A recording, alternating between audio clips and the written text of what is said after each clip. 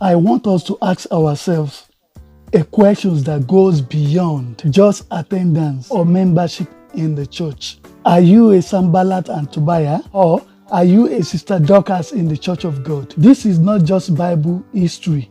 It is about character, your role, and your contribution in the house of God.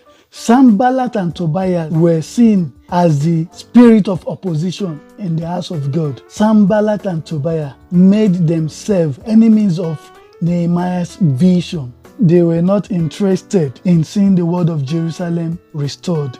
In the book of Nehemiah chapter 2 verse 10, they were grieved exceedingly that someone came to seek the welfare of the children of Israel. The same book of Nehemiah chapter 4 verse 1 to 3 says, they mocked the builders and tried to weaken their hands. And the same book of Nehemiah chapter 6 verse 2 says, they schemed to lure Nehemiah away from the work with false meeting and fear tactics. Well, I'm not surprised that this kind of people still exist in the church of today. I mean the people that fight any progress, those who criticize from the sidelines, those who gossip, divide, and discourage, those who try to pull their leaders down instead of lifting them up. But Sister Dorcas in the Bible, a woman of impact, we see Sister Dorcas, also called Tabitha, in the book of Acts chapter 9, verses 36 to 42. She was full of good works and alms deeds. She helped the widows and made laws for people and served with compassion. When she died, the church felt her absence. When you are gone, will anyone feel your absence? It is a question for you and myself. There was a saying that a man will be remembered for either the problem he caused or the one he solved. Which one will you be remembered of? The widows even showed Peter all she has done, and her kindness moved heavens. God actually raised her back to life. You can check out the story from the Bible. The life of Sister Dorcas tells me that quiet service matters. Love for others in the ministry matters. Supporting God's people is a holy calling.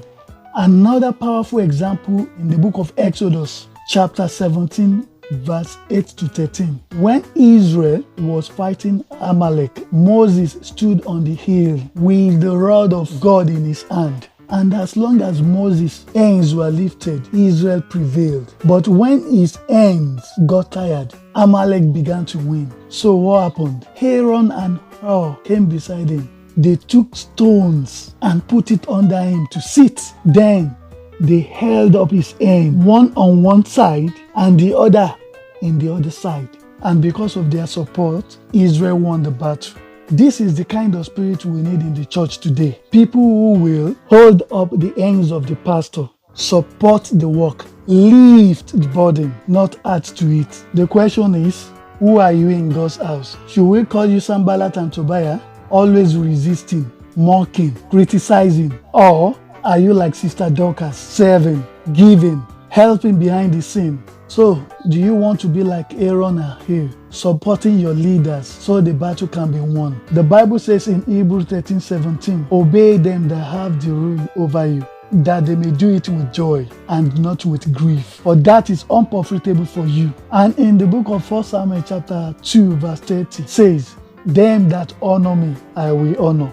If you want God to honor you, you should honor not just God himself, but also the people God has put above you.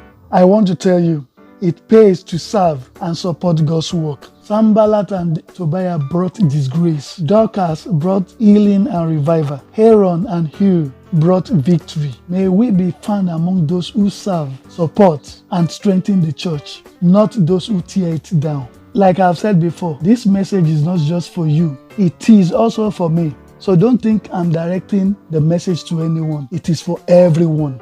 So I ask again, are you Sanballat and Tobiah? Or are you Dorcas? Or one who lived the hands of Moses in the church of God? Choose well, serve faithfully, honor God and his servants, and may heaven honor you in return. Amen.